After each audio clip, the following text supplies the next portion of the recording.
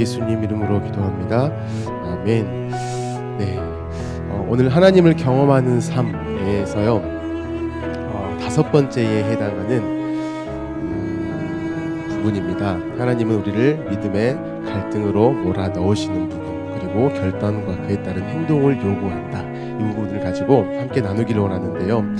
우리 1번부터 7번까지 이렇게 한번 또 읽도록 하겠습니다. 첫 번째로, 하나님은 항상 당신의 주위에서 일하고 계십니다. 두 번째, 하나님은 당신과 실제적이고 개인적이며 지속적인 사랑의 관계를 추구하십니다. 세 번째, 하나님은 당신이 그분의 일에 참여하도록 당신을 초청하십니다. 네 번째, 하나님은 하나님 자신과 목적과 길을 보여주기 위하여 성령에 의해 성경, 기도, 환경과 교회를 통해서 말씀하십니다. 다섯 번째, 하나님의 부르심은 항상 당신을 믿음의 갈등으로 몰아넣고 결단과 그에 따른 행동을 요구합니다. 여섯 번째, 당신은 하나님의 역사에 참여하기 위하여 당신의 인생을 하나님의 뜻에 맞게 조정해야 합니다. 마지막 일곱 번째입니다. 당신이 하나님께 순종하고 하나님이 당신을 통해서 그분의 일을 성취하심으로 말미암아 당신은 경험으로 하나님을 알게 됩니다. 네, 그렇습니다. 지난주에 6단원 하나님이 말씀하신다 두 번째에 대해서 살폈습니다. 사원리이죠. 하나님은 하나님 자신과 자신의 목적과 길과 이것을 보여주시기 위하여서 성령에 의해서 성경, 기도, 환경, 교회를 통해 말씀하신다라는 부분을 저희가 나눴습니다. 이제는 우리가 그 다음에 있는 단계, 이 일을 우리가 살필 텐데요. 반드시 저와 여러분은 이 일, 오늘 나눌 이 믿음의 갈등에 대한 부분에 직면하게 돼 있습니다. 다시 한 번 더 다섯 번째 원리를 한번 같이 읽겠습니다. 하나님의 부르심은 항상 당신을 믿음의 갈등으로 몰아넣고 결단과 그에 따른 행동을 요구합니다. 왜냐하면요, 왜 우리가 믿음의 갈등 가운데 갈 수밖에 없냐? 4단원에서 이야기한 것과 같이 하나님은 하나님 자신, 그리고 자신의 길과 이 목적, 이것을 보여주시기 위해서 우리에게 말씀을 하셨기 때문입니다. 그래서 우리는 이 하나님과의 관계 안에서요, 어떤 하나님의 이 말씀에 대해서 듣게 되어졌죠. 그런데 이 말씀을 들었다, 이게 내가 하나님을 경험했다, 이렇게 바로 이야기할 수는 없는 지금 그 상태라는 것입니다. 하나님의 일이 지금 하나님 차원에서 나와 있는 상태라는 것이죠. 아직 저와 여러분의 삶 가운데에 그 하나님의 어떠하심의 일, 이것이 아직은 일어난 게 아니라는 것입니다. 그 계획, 그 방법, 이것만 알려진 상태죠. 그래서 이것을 좀 비유를 하자면 아직 설계도만 나온 상태라는 것입니다. 아직 우리는 그 집 안에 이렇게 살고 있는 것은 아니라는 것이죠. 그래서 겨울에요, 매서운 추위가 이렇게 왔을 때에 집이라는 걸 생각해 봅니다. 그 안에 있는 따뜻함이라는 것을 이렇게 생각을 해봅니다. 물론 생각을 하면 웃을 수는 있지만 아직 내 몸은 어떻죠? 춥죠. 아직 그 집에 있지는 않다라는 것입니다. 또한 지금의 이 상태는요, 내가 아닌 그 다른 사람, 그 누군가도 아직은 그 집에 놀러 올 수 있는 상태가 아니라는 것이죠. 이것을 다른 말로 표현을 하면 이렇습니다. 그 사람이 우리를 볼 때 아직 그게 설계도만 가지고 있고 그 안에서 실제적인 따뜻함을 누리고 있지 못하는 상태라고 하면 그 사람은 저에 대해서 이렇게 이야기를 한다는 것이죠. 저 사람은 수많은 종교 중에서 기독교라는 것을 다니고 있는 사람이구나. 이것 정도로만 보는 상태라는 것입니다. 즉, 하나님을 경험하여서 하나님 크기의 일이 아직은 내 삶 가운데에 이루어진 게 아니라는 것이죠. 내가 믿고 있는 것, 내 열심, 내 능력, 내 경험, 지금 내가 믿고 있는 것이 이러한 것들이 아니고 내가 하나님을 믿고 있다라는 것이 지금 아직 삶 가운데에 드러나지는 않은 그러한 상태라는 것입니다. 그렇다면 사랑하는 성도 여러분, 어떻게 해야만이 이런 추운 겨울 가운데에 실제로 따뜻한 집에서 추위를 녹이며 살 수 있고, 또한 그러한 집에 누군가 더 와서 함께 이렇게 따뜻함을 나눌 수 있을까요? 그게 뭐냐면 이번 주 이 5단원, 5원리에 대한 부분입니다. 하나님의 말씀을 듣고 우리 가운데에 저절로 나오게 되어지는 이 믿음의 갈등에서의 결단, 그리고 그에 따른 행동, 이것이 있어야 한다는 것이죠. 다시 한번 5원리를 한번 읽도록 하겠습니다. 하나님의 부르심은 항상 당신을 믿음의 갈등으로 몰아넣고 결단과 그에 따른 행동 것이야 라고 할 때, 성경에는 이런 내용이 있어 라고 할 때의 사건, 이러한 사건들을 다 보면은요, 그야말로 하나님이 일을 하셨고 그 일하심 가운데에서 부르심 받은 사람들이 이러한 하나님을 경험하는 삶의 이런 원리들을 경험하고 그로 인하여서 하나님을 맛봤다, 하나님을 경험했다라고 할 만큼의 사건, 이것이 우리 가운데는 있다라는 것이죠. 실제로 성경이 그것을 기록하고 있다라는 것입니다. 그래서 그러한 사건들이 굉장히 많은데 그 가운데에서 반드시 그 인물들이 경험했던 것이 있습니다. 바로 믿음의 갈등이라는 것이죠. 여리고성을 앞둔 여호수아를 한번 생각해 보십시오. 하나님께서는 저 엄청 큰 성, 저 도시를 주신다라고 하셨습니다. 그런데 그것을 주실 때에 너희가 이렇게 해라라고 하셨는데 그 방법이 뭐죠? 성을 도라는 것입니다. 적어도 저 정도의 성을 이렇게 우리에게 주신다라고 하면, 저것을 우리가 정복해야 한다라고 하면 가서 전쟁을 해서 빼앗는 것이 상식일 것입니다. 하지만 하나님은 그렇게 말씀을 하지 않으셨다라는 것이죠. 이때 여호수아 어땠을까요? 어떠한 마음이 있을까요? 또 하나님을 어떠한 분으로 믿었을까요? 자, 두 번째로 기드온과 300용사입니다. 지금 그들은 미디안과 아말렉을 비롯한 그 연합군을 지금 마주하고 있습니다. 그 연합군을 상대로 싸워야 하는 그 상태이죠. 그래서 이들도 이렇게 병력을 모았습니다. 처음에는 32,000명이 모였는데요. 결국에는 줄어서 300명만 남았다는 것이죠. 그리고 전쟁을 하게 되어졌습니다. 베드로를 보게 되어지면은 이제 세금을 내야 하는 이 상황 가운데에서 주님이 이야기하시죠. 물고기를 잡으면 그 입 안에 이렇게 돈이 있을 것이다. 그것을 가지고 세금을 내라. 이렇게 말씀을 하셨다라는 것입니다. 이 외에도 성경에는 수많은 사건들이 있는데요. 이 모든 일들은 우리로 하여금 이 믿음이라는 것을 요구하고 있다라는 것입니다. 바로 하나님이 어떤 것을 말씀하셨다면, 그래서 그 말씀이 우리 가운데에서 믿어진다라면 그로 말미암아서 어떻게 우리가 행할 것, 이것까지 요구가 되어지고 있다라는 것이죠. 하나님께서는 정말 우리를 사랑하십니다. 그래서 우리가 원리에 대해서 살펴볼 때에도 하나님은 우리와 개인적이며 실제적이며 지속적인 사랑의 관계를 추구하시는 분이셔, 이렇게 알고 있는데, 때로는 우리가 직면하는 이 현실을 보면은요, 하나님이 나를 사랑하시는 게 맞나? 이렇게 하든 저렇게 하든 정말 말도 안 되는 상황, 그 상황에서 하나님은 그렇게 해라, 너 이거를 택해라, 이렇게 말씀을 하신다라는 것이죠. 그러한 의문이 계속해서 든다라는 것입니다. 그래서 여리고성을 주신다라고 하셨을 때에 그 당시 그 순간에 그냥 일반적인 상식에서의 믿음이라고 한다라면 그만한 병사, 그만한 무기, 그만한 전략들이 주어지는 것이 우리 편에서는 믿음직하다라는 것입니다. 기드온도 마찬가지죠. 300명이 뭔가요? 300명 너무나 적습니다.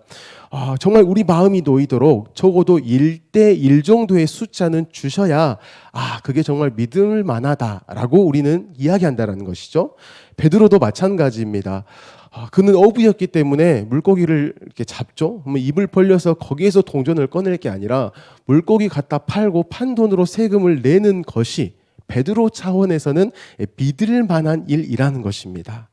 그런데 하나님은 언제나 우리의 경험과 이런 의지와 어떠한 상식, 이것을 넘어서는 그야말로 믿음으로만 반응할 이러한 상황들을 말씀하시고 그 가운데 우리를 몰아넣으시고 갈등하게 하시는 것을 우리가 볼 수 있다는 것입니다.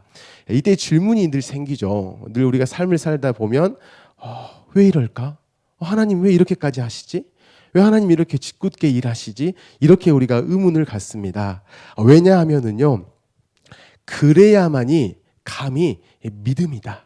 그래야 믿음이다라고 말을 할 수 있기 때문입니다. 그 정도가 하나님이 우리에게 주신 믿음이라는 것이고요. 그래서 하나님은 우리로 하나님을 경험하도록 하실 때, 우리로 하여금 하나님이 누구이신가에 대해서 경험하게 하실 때에 그 믿음에 대한 부분들을 반드시 사용하신다는 것이죠. 그 믿음의 갈등 가운데 우리를 이렇게 몰아 넣으신다는 것입니다. 바로 믿음이라는 하나님 차원의 일하심을 통해서, 그것을 통해서 우리로 하여금 하나님을 경험하게 하도록 하나님은 일을 하신다는 것입니다. 하나님 우리를 사랑하신다 이렇게 우리가 알고 있는데, 하나님이 우리를 짝사랑하셔가지고 일방적인 어떤 사랑의 관계 이것을 해 나가시는 것이 아니에요. 또한 하나님의 사랑을 이렇게 우리로 하여금 알게 하신다는 것이죠. 하나님도 우리에게 대해서 그렇게 사랑하신 것 같이 우리도 하나님께 대하여 하나님처럼의 그러한 사랑으로 나아가도록 하나님은 하시기 위해서 곧 쌍방 간의 인격적인 사랑의 관계를 하게 하시도록 하나님은 우리에게 무슨 일을 하시냐? 믿음의 갈등 가운데 반드시 몰아 넣으신다는 것입니다. 홍해 앞에 선 이스라엘 백성에 대해서 출애굽기에 이렇게 말씀하는데 제가 한번 읽어드리겠습니다. 출애굽기 14장 4절에 보면 내가 바로의 마음을 완악하게 한즉 바로가 그들의 뒤를 따르리니 내가 그와 그의 온 군대로 말미암아 영광을 얻어 애굽 사람들이 나를 여호와인 줄 알게 하리라. 자, 나를 여호와인 줄 알게 하리라 하심에 무리가 그대로 행하니라라고 말씀합니다. 지금 홍해 앞에 장막을 치게 하셨습니다. 하나님은 지금 이들로 하여금요 믿음의 갈등으로 몰아 넣으셨다라는 것이죠. 그리고 나서 그 이후의 일들은 우리가 너무나 잘 알고 있습니다. 애국 군대는 결국에는 다 수장되어져 버리고 이스라엘은 하나님이 말씀하신 대로 광야 가운데로 나아가게 된다는 것이죠. 그래서 그들이 이제 뭐라고 고백하느냐? 31절에 이렇게 이야기합니다. 이스라엘이 여호와께서 애굽 사람들에게 행하신 그 큰 능력을 보았으므로 백성이 여호와를 경외하며 여호와와 그의 종 모세를 믿었더라. 이렇게 이야기를 한다라는 것입니다. 하나님께서는 자기 자신에 대해서 알게 하실 때에 내가 어떠한 분인지, 내가 너희에게 대해서 어떠한 분인지, 내가 너희 삶 가운데서 어떤 일을 해오고 있는지 이 모든 종합적인 것, 우리를 향한 하나님의 이 모든 것을 알게 하시고 그래서 그 가운데서 우리가 자녀로서 풍성히 살아가도록 하실 때 반드시 이 믿음의 갈등 가운데 우리를 몰아 넣으신다는 것이죠. 그렇다면 이러한 상황에 있을 때 저와 여러분은 어떻게 해야 할까요? 바로 하나님이 주시는 믿음으로 결단을 하는 것입니다. 자, 우리 차원의 어떠한 믿음이 아니고요. 하나님이 줘버리신 그 믿음으로 믿음의 결단을 해야 한다는 것입니다. 그런데 제가 방금 말씀드릴 때에 우리 차원이 아니라고 이렇게 말씀을 드렸죠. 그래서 하나님이 주시는 믿음으로 믿음의 결단을 한다라고 해야 되는데 이때의 하나님은요. 내가 생각하는 하나님 혹은 내가 이해한 하나님 다른 신들보다 좀 더 나으신 그런 하나님이 아니십니다. 그 하나님이라고 우리가 말할 때 그 하나님에 대한 기준 그게 뭐냐면 내 경험 내 이해가 아니고요. 하나님이 자신을 드러내신 하나님이 자신을 소개하신 정도의 하나님이시라는 것이죠. 그로 말미암아서 우리 가운데 말씀하시고 말씀하신 대로 행하신 정도의 하나님 그 하나님이 주시는 믿음으로 저와 여러분이 믿음의 결단을 할 수 있게 되어진다는 것입니다. 자, 내 경험, 내 기준이 아닙니다. 누구 기준이라고요? 하나님 스스로의 기준입니다. 하나님 자신이 소개하신 정도요. 하나님이 말씀하시고 말씀하신 대로 이루신 정도의 하나님. 그 하나님이 우리에게 무엇을 주셨냐? 믿음을 주셨어요. 그 믿음으로만 믿음의 갈등의 현장에서 나아갈 수 있다라는 것입니다. 자, 하나님이 우리에게 어느 정도로 일하셨는가? 하나님이 우리에게 어느 정도로 일하셨는가? 수많은 사건들을 생각해 낼 수 있어요. 성경에서도 방금 이렇게 비유를 드렸듯이 말씀드렸듯이 여리고성에서 이렇게 일하신 하나님이십니다. 홍해에서 그들을 구원하신 하나님이십니다. 베드로에게는 이런 놀라운 일도 이루신 하나님이시고요. 저의 삶도 보니까 하나님이 이렇게 저렇게 일하신 하나님이십니다. 물론 그것도 하나님의 일하심이 맞습니다. 하지만 그 모든 저와 여러분이 고백하고 성경이 우리에게 이야기하고 있는 그 모든 일하심의 가장 중요한 무게중심이 있다라는 것이죠. 어떠한 일하심이냐? 바로 예수를 내어주심의 일하심이라는 것입니다. 그래서 우리가 믿음의 갈등에 서 있다라면, 지금 그 믿음의 갈등 가운데 있다라면 우리가 무엇을 바라봐야 하냐면요, 바로 예수 그리스도를 바라봐야 한다라는 겁니다. 왜냐하면 예수님 외에는 우리가 하나님을 믿을 수가 없어요. 하나님이 우리에게 누구만 주셨다는 것이죠? 예수 그리스도만 우리에게 주셨다는 것입니다. 그렇기 때문에 이 예수님이라는 우리를 향한 하나님의 믿음, 다시 한번 말씀드릴게요. 자, 예수님이 누구시냐면 저와 여러분을 향한 하나님의 믿음입니다. 그 예수님을 소유한 자, 그 자가 하나님의 말씀에 대해서 이제 믿음으로 반응을 하게 되어진다는 것이죠. 결코요, 믿음의 갈등 가운데에서 예수 그리스도가 아닌 내가 성경에 대해서 박박 사고 내가 신앙 연수가 수십 년이다, 이것이 믿음의 갈등 가운데에 어떠한 일들을 결코 해낼 수 없다는 것입니다. 그래서 믿음인 것이고, 그래서 하나님이 주셔야만 하는 그 놀라운 일이라는 것이죠. 바로 내 안에 계신 예수, 곧 하나님이 우리를 사랑하셔서 주신 그 예수 그리스도, 우리를 믿어주신다라는 증거로 주신 그 예수 그리스도가 우리 가운데 와버리셨고 우리 안에서 주인이 되시니 그 사람에게 나오는 게 뭐냐? 그 믿음의 갈등 가운데 그 사람이 어떻게 반응하게 되어지느냐? 하나님 편을 택하는 그러한 반응을 하게 되어진다라는 것입니다. 이때에만이요, 한겨울 추위에서 단순히 그냥 설계도만 보면서 상상으로 이렇게 따뜻함을 누리는 그런 종교인으로 살아가는 것이 아닙니다. 예수 그리스도 때문에 하나님의 말씀에 대해서 믿음으로 이렇게 반응합니다. 자, 그래서 하나님을 경험하게 된다라는 것이죠. 그것은 곧 설계도만이 있는 것이 아니요, 그는 실제로 그 집 가운데에서 따뜻함을 누리게 되는 그러한 삶을 사는 자라는 것입니다. 그리고 이 일들은요, 하나님을 경험한 자, 그 사람의 집에서 누군가도 이렇게 따뜻함을 맛볼 수 있는 그러한 일까지 되어진다는 것입니다. 이게 왜 그러냐면은 믿음의 갈등의 순간에 우리가 믿는 대로 행동하게 되면, 자, 믿는 대로 행동하면 그 어떠한 일이 일어납니다. 하나님 편의 일을 우리가 하나님으로 말미암아서 예수 그리스도로 말미암아서 믿어요. 그래서 믿음에 따른 행동으로 하면 그 하나님의 일들을 맛봐요. 하나님의 집에 있어요. 그 실제가 드러나는 것처럼 또한 반대로의 어떠한 우리의 반응, 어떠한 우리의 행함이 있을 때에 그것도 현실이 되어진다는 것입니다. 설계도에서 멈추는 것이 아니고 그 설계도대로 집이 지어졌다는 것이죠. 우리 믿음에 따른 행동으로 인해 집이 지어졌는데 그 집이 어떤 집이냐? 하나님을 경험함으로 인해 지어진 집이라는 것입니다. 곧 그 집이라는 실체, 그리고 그 안에서 누리는 그 따뜻함이라는 것을 우리가 실제로 누리다 보니까 그 사람에 대해서 뭐라고 이야기하느냐? 저 사람은 정말 하나님을 아버지로 믿고 있네? 이 이야기를 주변에서도 한다는 것이죠. 이 원리들을 이렇게 다시 한 번 더 이렇게 생각을 해 보셨으면 좋겠습니다. 왜 하나님 우리에게 믿음을 주셨고, 왜 믿음의 갈등 가운데 우리를 몰아넣으시고, 하나님 차원에서 주실 수 있는 믿음을 주시고 믿음의 갈등을 주셨냐? 하나님의 일을 경험함을 통하여서 우리가 그 하나님 안에서 인생을 누린다라는 것이죠.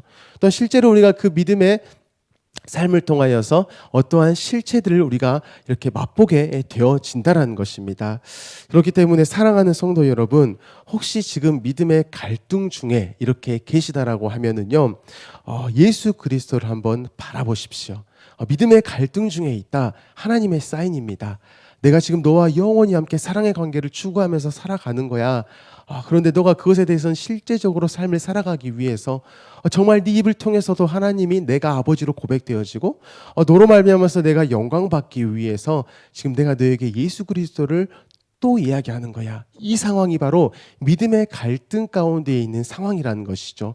그래서 저와 여러분이 그때에 하나님이 우리를 믿어주셔서 주신 예수, 그래서 우리가 또한 믿음으로 나아가게 하시는 그 예수 그리스도를 바라본다라면 믿음의 갈등 중에서 우리는 하나님의 편을 택하여 나아가는, 그래서 하나님을 경험하는 그러한 집 가운데에서 실제로 살아가는 인생이 되어진다라는 것입니다. 우리 다시 한 번 더 이 하나님을 경험하는 삶의 7가지 실체를 처음부터 끝까지 좀 천천히 한번 이렇게 살펴봤으면 좋겠는데요. 방금 들었던 이 설명과 이것을 다시 한번 더 이렇게 좀 적용해 보시면서 기억해 보시면서 이러한 원리가 이 안에 숨어 있구나 이렇게 기억하시면서 첫 번째부터 마지막 7번째까지 다시 한번 더 이렇게 이야기해 보면 좋겠습니다. 다시 한번 첫 번째부터 보겠습니다. 첫 번째, 하나님은 항상 당신의 주위에서 일하고 계십니다. 두 번째, 하나님은 당신과 실제적이고 개인적이며 지속적인 사랑의 관계를 추구하십니다. 세 번째, 하나님은 당신이 그분의 일에 참여하도록 당신을 초청하십니다. 네 번째, 하나님은 하나님 자신과 자신의 목적과 길을 보여주기 위하여 성령에 의해 성경, 기도, 환경과 교회를 통해서 말씀하십니다. 다섯 번째, 하나님의 부르심은 항상 당신을 믿음의 갈등으로 몰아넣고 결단과 그에 따른 행동을 요구합니다. 여섯 번째, 당신은 하나님의 역사에 참여하기 위하여 당신의 인생을 하나님의 뜻에 맞게 조정해야 합니다. 일곱 번째, 당신이 하나님께 순종하고 하나님이 당신을 통해서 그분의 일을 성취하심으로 말미암아 당신은 경험으로 하나님을 알게 됩니다. 아멘. 네, 이 시간 함께 잠깐 기도하도록 하겠습니다. 우리 학영삼을 계속해서 배우면서 중요한 것이 무엇이냐면 단순히 이 7가지의 원리를 알고 그래서 이거구나 이것만이 아니고요. 실제로 지금 우리가 이 듣는 과정 가운데 계속해서 이 7가지의 원리들이 우리 안에 널려 있다는 것입니다. 성경이 그것을 이야기하고 있고요. 성경 안에서의 우리 삶 가운데에서도 이것이 계속해서 우리 가운데 드러나고 있다는 것입니다. 하나님을 경험하는 삶, 이 과정을 통하여서 계속해서 지금의 우리 삶 가운데에서 하나님이 행하신 일들을 보게 하십시오. 나를 향하여서 지속적이고 개인적인 또 구체적인 사랑의 관계를 우리에게 말씀하시고 또한 그 사랑의 관계 가운데 우리를 부르셨음을 알게 하십시오. 하나님, 저는 하나님의 일 가운데 참여되어졌습니다. 하나님, 나를 초청하셨습니다. 그리고 하나님께서는 성령에 의해서 말씀하십니다. 하나님은 계속해서 나를 믿음의 갈등으로 몰아넣으십니다. 결단케 하십니다. 행동을 요구하십니다. 나는 하나님의 뜻에 맞게 조정해야 하는 그 순간 가운데 또 있습니다. 그래서 순종함으로 말미암아서 하나님을 경험합니다. 이게 이 과정 가운데 끊임없이 또 앞으로 삶 가운데서도 끊임없이 고백되게 하십시오. 하나님, 이것이 잊혀지지 않게 하시고 실제 나의 삶 가운데서 늘 드러나게 하셔서 내가 단순히 이 책을 펴고 이 7가지 원리를 눈으로 봐야만이 떠오르는 것이 아니라 내 삶을 보면, 오늘 하루를 뒤돌아보면 이 7가지의 원리가, 이 성경들이 계속 내 삶에 튀어나오게 하십시오. 나만 아는 것이 아니라 그 누군가도 나를 통하여서 하나님을 봐버리는 그 놀라운 일들을 계속 경험케 하십시오. 이 놀라운 원리 가운데에 우리 삶들을 보게 하시고 우리 삶 가운데서 또한 드러나버리는 그 원리를 또한 우리가 바라보게 하시고 늘 맛보게 하십시오라고 이 시간 함께 기도하도록 하겠습니다.